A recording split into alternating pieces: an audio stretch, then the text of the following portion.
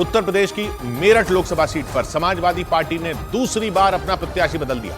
Meerut seat पर अखिलेश यादव ने अपनी पहली लिस्ट में भानु प्रताप के नाम का ऐलान किया था, लेकिन सूत्रों के मुताबिक उनके खिलाफ विरोध की आवाज उठने के बाद 2 दिन पहले अतुल प्रधान को टिकट दी गई थी। लेकिन समाजवादी पार्टी ने अतुल प्रधान की टिकट काटकर अब सुनीता वर्मा को टिकट दे दी। सुनीता वर्मा समाजवादी पार्टी के नेता योगेश वर्मा की पत्नी है और मेरठ की मेयर भी रह चुकी है। समाजवादी पार्टी ने मेरठ लोकसभा सीट पर बीजेपी के प्रत्याशी अरुण गोविल के खिलाफ अब उन्हें मैदान में उतार दिया। अखिलेश यादव ने मेरठ सीट पर सबसे पहले भानु प्रताप को टिकट दी थी। इसके बाद उनकी टिकट काटकर अतुल प्रधान को थमा दी गई थी, लेकिन 3 दिन बाद ही अतुल प्रधान की टिकट काटकर सुनीता वर्मा को दे दी गई, जबकि एक रोज पहले अतुल प्रधान ने मेरठ सीट पर पूरे लाव लश्कर के साथ नामांकन भी कर दिया था। राष्ट्रीय अध्यक्ष जी ने जो तय किया है वो अमान्य है। क्या कहा उन्होंने आपसे? उन्होंने ये कहा कि पार्टी की रणनीति है, पार्टी ने तय किया है, जो प्रत्याशी तय कर दिया आप उसके साथ रहिए। 2024 के चुनाव के लिए सुनीता वर्मा मेरठ लोकसभा सीट पर समाजवादी पार्टी की तीसरी उम्मीदवार है। उनकी सीधी टक्कर रामायण सीरियल में राम का किरदार निभाने वाले अरुण गोविल से होगी, क्योंकि मेरठ सीट पर लड़ाई बीजेपी और विपक्षी गठबंधन के बीच ही बताई जा रही है। हालांकि बीएसपी ने भी वहां देवव्रत त्यागी को मैदान में उतारा है। लेकिन मेरठ लोकसभा सीट अकेली ऐसी सीट नहीं है जहां समाजवादी पार्टी उम्मीदवारों को लेकर कंफ्यूजन में। उत्तर प्रदेश की कई सीटों पर अखिलेश यादव की पार्टी ने अपने उम्मीदवार बदल दिए। यहां तक कि मध्य प्रदेश की एकमात्र सीट पर चुनाव लड़ रही समाजवादी पार्टी ने खजुराहो सीट पर भी अपना उम्मीदवार महज 48 घंटे में बदल दिया। और मेरठ में तो हद ही हो गई। समाजवादी पार्टी ने वहां एक बार नहीं बल्कि 3 बार प्रत्याशी बदल दिए। यानी उम्मीदवार तय करने के मामले में अखिलेश यादव पूरी तरह असमंजस में नजर आ रहे हैं। समाजवादी पार्टी उत्तर प्रदेश में 63 सीटों पर चुनाव लड़ रही है। 17 सीटें गठबंधन के तहत उसने कांग्रेस के लिए छोड़ी हैं। और 63 में से 48 सीटों पर समाजवादी पार्टी ने अपने उम्मीदवार घोषित भी कर दिए थे, लेकिन इनमें 9 पर टिकट की घोषणा के बाद प्रत्याशी बदल दिए गए।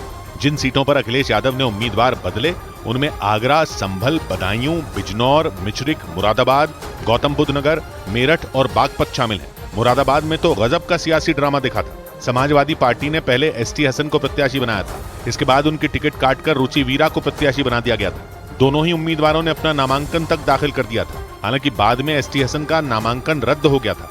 मध्य प्रदेश की खजुराहो लोकसभा सीट पर भी समाजवादी पार्टी ने अपने फैसले को पलट दिया था। वहां पहले मनोज यादव को टिकट दी गई थी, लेकिन 48 घंटे में ही उनकी टिकट काटकर मीरा दीपक यादव को प्रत्याशी बना दिया गया था। और खबर आई कि समाजवादी पार्टी में यूपी की मुरादाबाद सीट के प्रत्याशी पर भी ऐसा ही कंफ्यूजन है, क्योंकि एक चिट्ठी वायरल हुई। दावा किया गया कि यह चिट्ठी 27 मार्च को लिखी गई थी और ये चिट्ठी अखिलेश यादव ने लिखी थी। ये चिट्ठी समाजवादी पार्टी के लेटर पैड पर लिखी गई थी और इसमें साफ साफ लिखा गया था कि समाजवादी पार्टी रुचि वीरा को नहीं बल्कि एसटी हसन को मुरादाबाद से अपना प्रत्याशी बनाना चाहती है। यही नहीं, चिट्ठी में रिटर्निंग ऑफिसर से मांग की गई थी कि वो रुचि वीरा का फॉर्म निरस्त कर दें और एसटी हसन को समाजवादी पार्टी का उम्मीदवार बनाए। ये चिट्ठी पढ़कर साफ पता चला कि अखिलेश ने आखिरी वक्त तक एसटी हसन पर ही दांव खेला था और नामांकन का समय बीतने से पहले ये चिट्ठी भेज दी थी।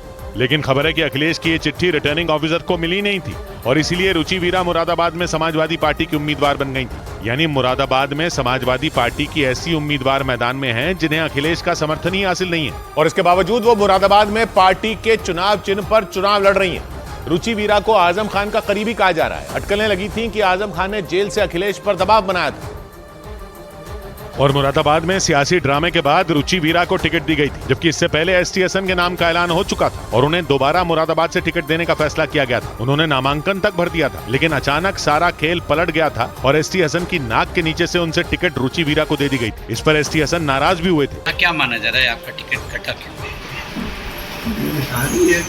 ये मुझसे क्यों पूछा है? जब अगर जिन्होंने दूसरे को दिया है उनसे ये बात सवाल करा जाए ना। लेकिन खबर आई कि अखिलेश ने आखिरी वक्त तक रुचि वीरा से टिकट छीनने की कोशिश की थी, लेकिन समय की वजह से वो चूक गए क्योंकि उनकी चिट्ठी नहीं पहुंच पाई और मुरादाबाद से एक ऐसी उम्मीदवार को टिकट मिल गया जिसे अखिलेश चुनाव ही नहीं लड़वाना चाहते थे। या यूं कहें कि इस सारी कंफ्यूजन में आजम की करीबी रुचि वीरा का फायदा हो गया और एसटी हसन देखते रह गए। इधर उत्तर प्रदेश की मैनपुरी लोकसभा सीट पर मुलायम सिंह यादव के परिवार की 2 बहुओं की चुनावी टक्कर की अटकलें तेज हो गईं। समाजवादी पार्टी ने अखिलेश यादव की पत्नी डिंपल यादव को मैनपुरी सीट पर पहले ही उतार दिया था, लेकिन बीजेपी की तरफ से इस सीट पर उम्मीदवार का ऐलान नहीं किया गया और इसके बाद अटकलें लगाई जाने लगी कि मैनपुरी सीट पर बीजेपी बड़ा दांव चल सकती है। समाजवादी पार्टी की इस परंपरागत सीट पर बीजेपी की तरफ से मुलायम सिंह यादव परिवार की छोटी बहू के उतरने की चर्चा ने जोर पकड़ लिया। मतलब मैनपुरी में देवरानी जेठानी के बीच चुनावी जंग की चर्चा होने लगी। हालांकि ना ही बीजेपी की तरफ से और ना ही अपर्णा यादव की तरफ से इस पर खुलकर कुछ कहा गया। जैसा सीनियर लीडरशिप डिसाइड करे कि अपर्णा यादव वो करे।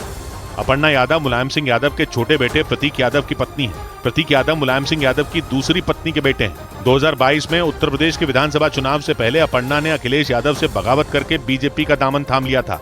हालांकि 2022 के चुनाव में बीजेपी ने अपर्णा को किसी भी सीट से उम्मीदवार नहीं बनाया था, लेकिन 2024 के लोकसभा चुनाव में उनके मैनपुरी से मैदान में उतरने की चर्चा ने जोर पकड़ लिया। मैनपुरी सीट से अपर्णा की जेठानी यानी डिंपल यादव सांसद हैं। इस बार फिर समाजवादी पार्टी ने उनको अपना प्रत्याशी वहीं से बनाया है। इस बीच उत्तर प्रदेश के बदायूं में शिवपाल यादव ने समाजवादी पार्टी को वोट न देने पर वोटरों से हिसाब किताब करने का बयान दे दिया। शिवपाल यादव को समाजवादी पार्टी ने बदायूं लोकसभा सीट से उम्मीदवार बनाया है। हालांकि उन्होंने इस सीट पर चुनाव लड़ने से ही इनकार कर दिया था, लेकिन वहां हो रही एक चुनावी जनसभा के दौरान उनके विवादास्पद बयान वाला वीडियो सोशल मीडिया पर वायरल हो गया। और इस वीडियो में शिवपाल यादव मंच पर अपने बेटे आदित्य यादव के साथ खड़े दिखाई दिए। शिवपाल और आदित्य यादव के साथ मंच पर समाजवादी पार्टी के एक विधायक भी नजर आए। मंच के सामने कुछ लोग भी खड़े दिखाई दिए।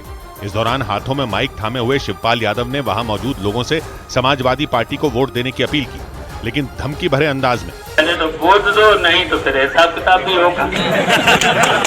शिवपाल यादव ने 2 दिन पहले ही ऐलान किया था कि वो बदायूं से चुनाव नहीं लड़ना चाहते। उन्होंने बदायूं के लोगों से अपने बेटे आदित्य को आशीर्वाद देने की अपील कर दी थी।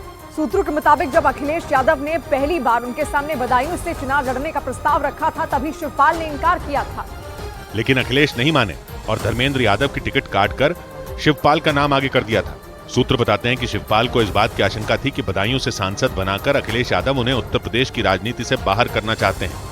हालांकि खुद चुनाव लड़ने से इनकार करने के बाद भी शिवपाल अपने बेटे आदित्य यादव को लेकर बदायूं में जोर शोर से प्रचार में जुटे हैं। लेकिन प्रचार